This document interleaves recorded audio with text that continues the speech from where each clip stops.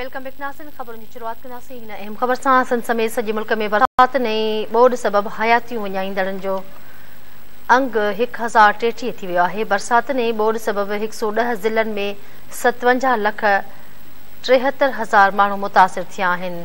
NDMA जो चवणु आहे त 7.5 लख घर 3,451 किलोमीटर रोडनि ऐं 149 पुलनि खे नुक़सानु पहुतो आहे। NDMA जो चवणु आहे त सवात ऐं नौशहरा में तबाहीअ खां पोइ ॿोॾि जा वहिकरा पंजाब में दाख़िल थी विया आहिनि। मियांवाली लाइ ख़तरो वधी वियो आहे।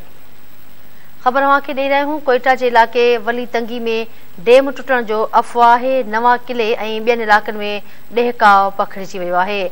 वली तंगी डेम बिल्कुलु महफ़ूज़ आहे। निगरानी करियूं पिया, अवाम अफ़वाहुनि ते ध्यानु न ॾियनि।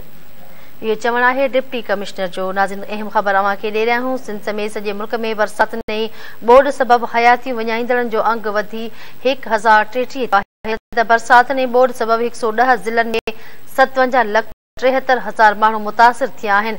NDMA जो चवणु आहे त 7.5 लख घर 3,451 किलोमीटर रोडनि ऐं 149 पुलनि खे नुक़सानु पहुतो आहे।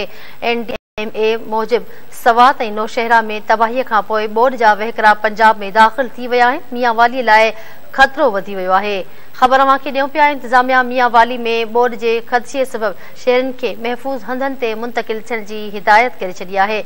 जॾहिं त कोयटा जे इलाइक़े वली तंगी में डेम टुटण जो अफ़वाह आहे। नवां किले ऐं ॿियनि इलाइक़नि में ॾहकाव पखिड़िजी वियो आहे। वली तंगी डेम बिल्कुलु महफ़ूज़ आहे। निगरानी करियूं पिया, अवाम अफ़वाहुनि ते ध्यानु न ॾियनि। इहो चवणु आहे डिप्टी कमिश्नर जो।